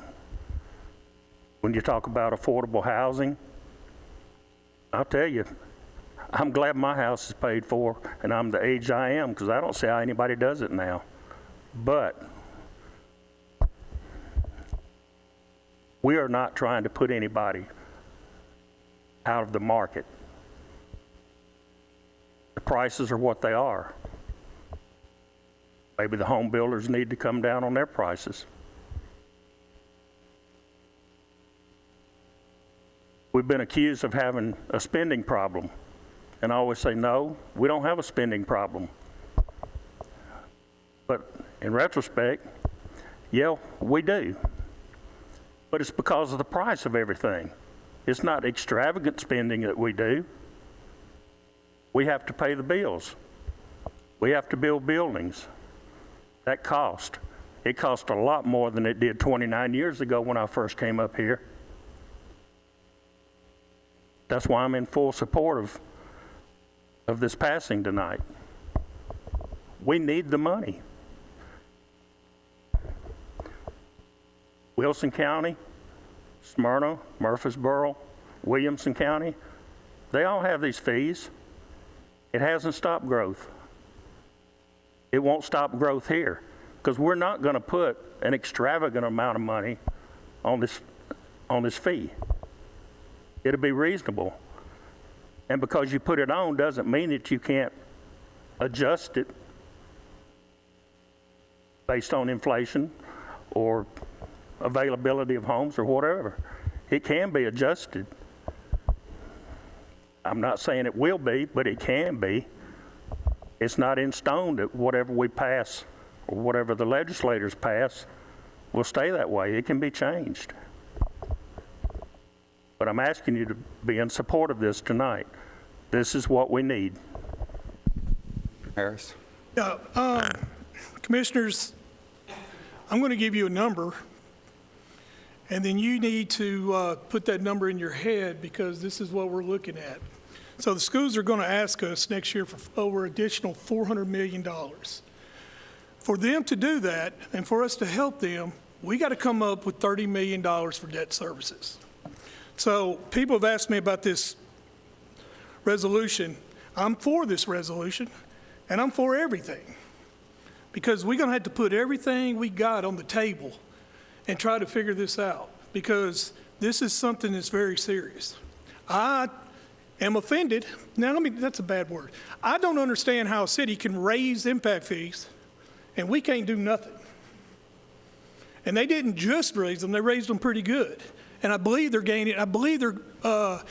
bringing in over $9 million and we can't get nothing done. I had to beg, borrow, and steal to get $1 a square foot, and Mike, you know how much we went through that? And that is nowhere near what we got to have. So I'm for this resolution, but I want you to keep in your head, because it's coming, and it's $30 million. Am I right on that, Robert? Am I right, Sullivan? Dr. Sullivan? So we got to keep that in our mind. We got to figure out how to pay that. So this is a start, and we got to go with it from there. Thank you, Mr. Chairman. Thank you, Mr. Commissioner Chair. Harris. Mr. Chair. First, Commissioner Beverly. I want to apologize to Commissioner Irvin. I did not intend to interrupt you. And if I did that if my comments were public, the apology needed to be in public, and I wanted to acknowledge that. We're setting ourselves up with the tools for the next boom, gentlemen. Ladies and gentlemen, I apologize again.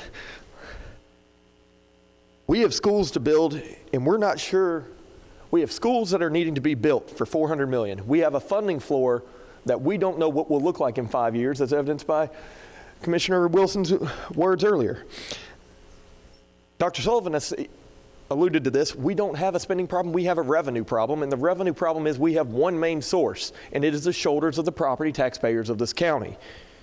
Wilson County can charge $6,000 per lot. Williamson County can charge up to $30,000 per lot, and it hasn't affected their growth. And to use the words of Commissioner Cush, we will have our finger on the pulse of this community, just as they had the finger on the pulse of their community.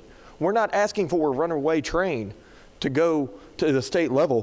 What we are asking for are the tools to sustain growth in our own community, with schools being the largest investment we make every year. So to be opposed to this, I just don't understand. We've made it further on this task than we ever have before. Tonight we will take it a step further. Monday we will take it a step further, but the job is not done. So I would encourage each and every one of you to vote yes on this resolution. Thank you. Thank you. Commissioner James. Thank you, Mr. Chairman. I would urge everybody to use caution. Like we have Commissioner Irvin here, kind of got us in the weeds on the technicalities of what this resolution is saying. We have Commissioner Beverly over here talking about, on his first talk, about the affordability. Well, we're already there. My daughter's a senior in high school, and I'm worried that next year she's not going to be able to find enough, first-come employment to live here at home with her parents. And that's my daughter. What about the countless other residents that we've got coming and going throughout this community? So affordability is already out the question. So if we add on another fee, or risk adding on another fee like this, it's a business. They're going to pass it down to their end users, and they're going to have to pay it. So it's going to make it, compound it worse.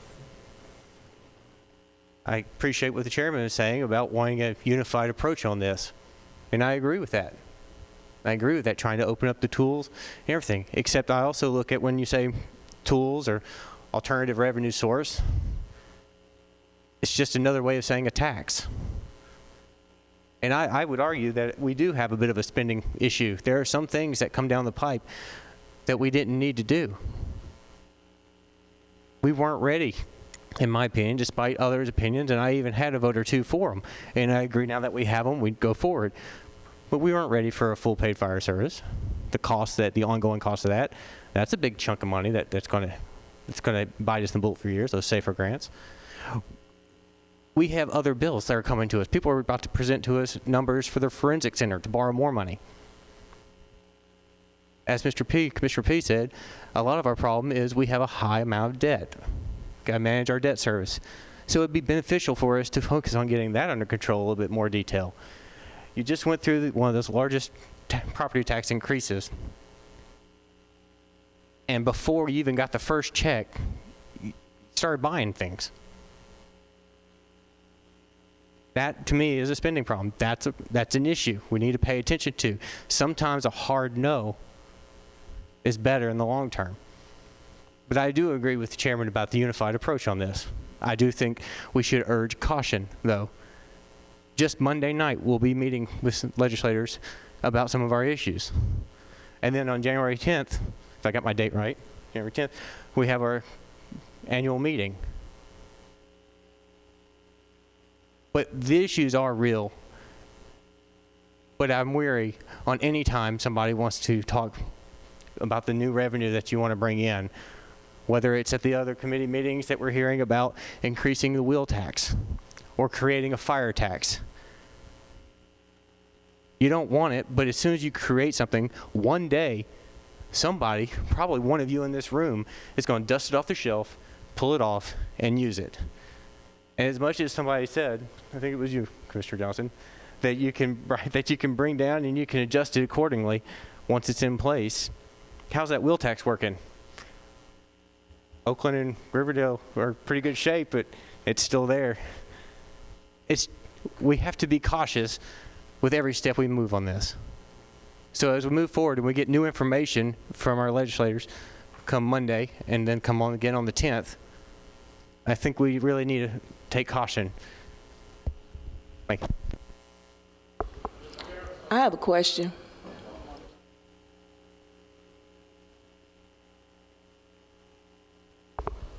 He raised his hand before you did. Commissioner, I'm sorry. I said that I have a question. I didn't call for the question. I said I have a question. If I may, colleagues.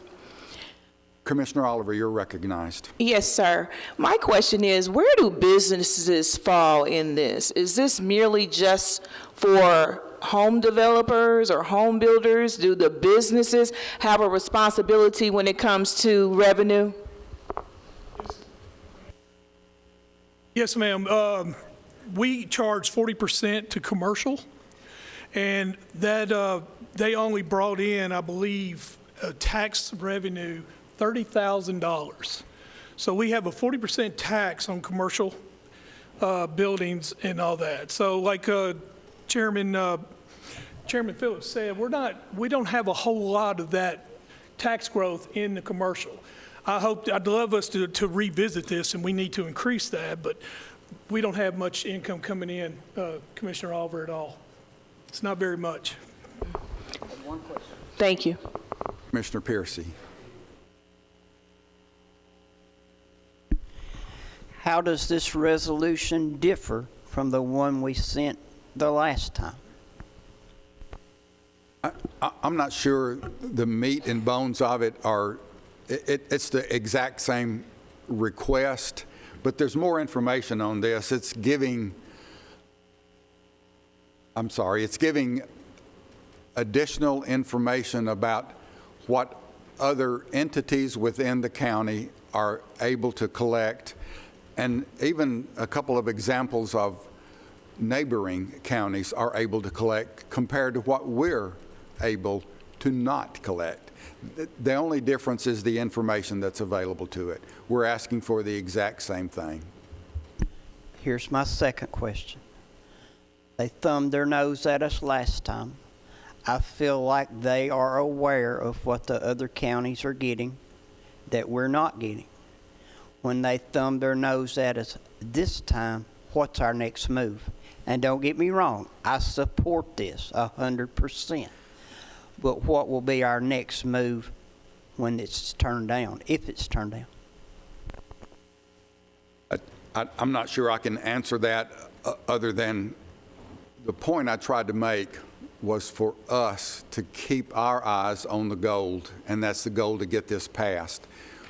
If it doesn't, then we will make some type of decision as to what to do. And heretofore, we've had no other alternative other than property taxes. Really, we haven't. You can talk about fire taxes, and the only reason that it's been mentioned is because it was talked about a little bit last year, late in the budget process. But let me tell you, I think it's a repressive tax, and this commissioner will never support it. Quill taxes would be something we haven't raised in 20 years, and it might be something that I would be willing to listen to, but it does not generate the type of revenue that this county is probably going to need when we're faced with the type of expenses that are looking at us head on. So I'm not sure that any of us know what's beyond if this doesn't pass us. But my goal right now is to focus on that gold. We need to focus on what we want. And if we don't get it, then we'll have to face with that. But let's not get caught up in the other, what if we did this or what if we did that? What we're asking for is an exemption from the County Powers Relief Act. That's what we're asking for. And it's what we've asked for before, but I know of several of our legislators that are willing to do something to help us in Nashville this time, where that's never happened before. Why are we doing it right now in December? Because we all decided we wanted an early start. We got a late start last year when the legislative session was already in progress. We're getting an early start this year, sitting our legislative delegation up to help us. So I'm not sure that there's a good answer for what's next. That's the problem we've always faced, is what do we do? But we can talk about that, and we will talk about it if we're unsuccessful. There's been a call for the question and a second. All those in favor say aye. Aye. The question has been called for. So we'll be voting on this, and this is an important decision that we make. So for this, we're going to be on the board. If you would, please cast your vote.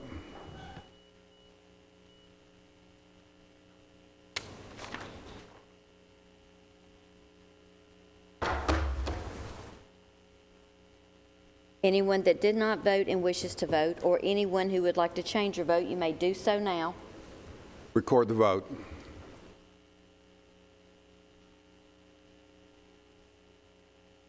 "20 yes, 1 no." Thank you. Chairman Harris. First point of clarity, Commissioner Oliver, we brought in $30,353 in commercial revenue tax. So not very much. All right, January 10th is my next meeting. Also, we will be having the delegates here. I need, if any of y'all would like to ask a question, I need it a week before you can do that, please, so that I can make sure that the delegates are prepared to answer those questions. I also will allow the school board one question. So come up and get that to me as soon as you can, and pick whoever your representative is and to ask that question. If any of y'all got any questions, let me know. I'm not going to stop a commissioner from asking a question. So, but I know they wanted 2 hours, and I told them we'll give, we'll take every minute of that, I promise you. So January 10th at 5:30. And those who are part of the steering committee, we will be having a meeting after that. So be prepared for that as well. That's all I got, sir. Thank you, Chairman Harris. Mr. Chairman, real quick, can you just, for the public that's watching, can you explain the meeting that's going to happen on Monday and then the meeting on January 10th? Okay. You want me to answer that? I will, or you can. The meeting on Monday is a workshop that is being set up by Senator Reeves and the delegates. They're going to be asking the mayor for his and Michael as to the problems we're facing with the budget. They're going to be talking to the school board. They're going to be talking to Health and Ed, Vice and Chair, and they're going to be talking to Robert P., Chairman of Budget, and me, Chairman of Steering. It's going to be talking about what they can do and what they can't do, and it's more of a see what we can do meeting. This is not called by the county commissioners. This is called by the delegates, and they will all be there. I encourage you to come. That's at the chamber, yes, Mike, and I believe it's 5:30 to 7. I think it's 5:30 to 7. Yes, it is. And it's broke up into periods, so it's not going to be like everybody talking at the same time. It's going to be broke up. So, and if you need to know anything else, I suggest you contact Senator Reeves thing. January 10th is the steering committee. Annually, we have the delegates, and we come in and let them come in. We speak to them, we ask them questions, and we let them talk about their bills and legislation that they're championing. But I suggest we all come to that, because that's very important. There's a lot of y'all had a lot of questions here, and I suggest you come and ask those questions. And I don't have anything else to say. Thank you. I said enough. Let me just follow up with that meeting on the 18th on Monday. Our Public Safety Committee was scheduled to meet. Chairman Reed has changed that meeting from Monday to Wednesday to accommodate this work session. And this work session is an exchange of information. They're wanting to hear firsthand what financial challenges we have facing us. We'll share that. And we'll also listen to Home Builders Association, the Realtors Association too, as it relates to any questions that they may have, or we'll try to address that. So it's an open meeting. It was a meeting that was requested by Senator Reeves so that we could once again all hopefully get together in the same room and have meaningful conversation and an exchange of ideas. More conversation we can have about the needs of Rutherford County in a public forum, the better off we're going to be. Does that answer all your questions? Yes, sir, it did. I was just getting it for clarity, for on record on TV. Thank you. Thank you. Whew. Other business. Shout outs. Commissioner Reed. I want to give a shout out for one of our own of Rutherford County, our Fire Marshal, Josh Sanders. Last Friday, he was sworn in by the U.S. Bureau of Alcohol and Tobacco Firearms Explosives Task Force Officer. Now, this is the first time for any member of our Rutherford County Fire and Rescue to receive such an honor, especially here in Rutherford County, and he was sworn in through the U.S. Marshal's Office. So this is pretty big for Rutherford County. We've got our own Marshal Dillon right here in Rutherford County. Josh has worked really hard to receive this honor and to carry out these duties, not only for Rutherford County, but for the surrounding areas, investigation as far as arson and fires are concerned. So I'm going to give a shout out to our own Joshua Sanders. Good job. Thank you. Commissioner Wilson. Thank you, Chairman. Just a quick shout out. Rutherford Chamber of Commerce has a wonderful program you're all aware of, Leadership Rutherford. Right there. Hey, thanks for coming tonight. All right. So pretty much almost every committee meeting or any of our monthly meetings, you could see someone coming from Leadership Rutherford. So I just want to say, great program. Thanks for coming. You actually stuck it out to the end tonight, which was pretty great. But great program, so shout out to them, and stick around and meet some of the guys and anyone else in Leadership Rutherford. When you come a little early and meet the commissioners and stay late. We love to talk, and some like that more than others, but we like to talk. So I just want to encourage you to come hang out with us. We appreciate you being here. Thank you. 1986 graduate of Leadership Rutherford. 1986. Commissioner James? Just want to point out that on the 15th, tomorrow, from 10 a.m. to 2 p.m. at the Doubletree Hotel, our homeschoolers are having a Young Entrepreneurs Conference there. It would be very appreciative, I'm sure, if we kind of staggered in and out and made appearance and gave support. So anybody here and anybody at home watching, support some of these children who are our future entrepreneurs. Thank you. Anything else? Commissioner Oliver. Yes, I just want to say continued prayers and condolences for the family of Brandon Joyner and the Laverne Police Department. And I want to shout out my colleague for including him in a moment of silence and in our prayers today. Commissioner Gooch. Chairman, I have a shout down.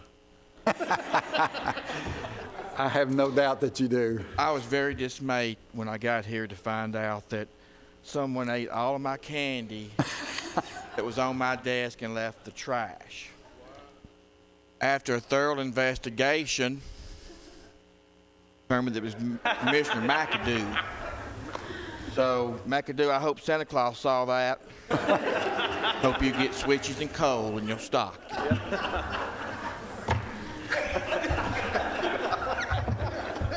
Anything else? I just wanted to mention to all of you to put on your calendar that your annual ethics statement is due by the end of January, so you can go ahead and put that on your calendar and get ready to perform those duties in next month in January. And if there is nothing else, once again, I'd like to wish everyone a very, very Merry Christmas and to celebrate the true meaning of what Christmas really is.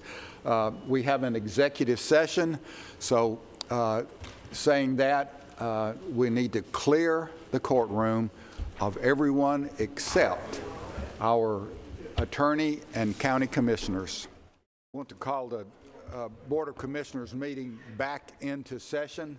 We've just been in an executive session, and I'll turn it over to our county attorney to explain what we did.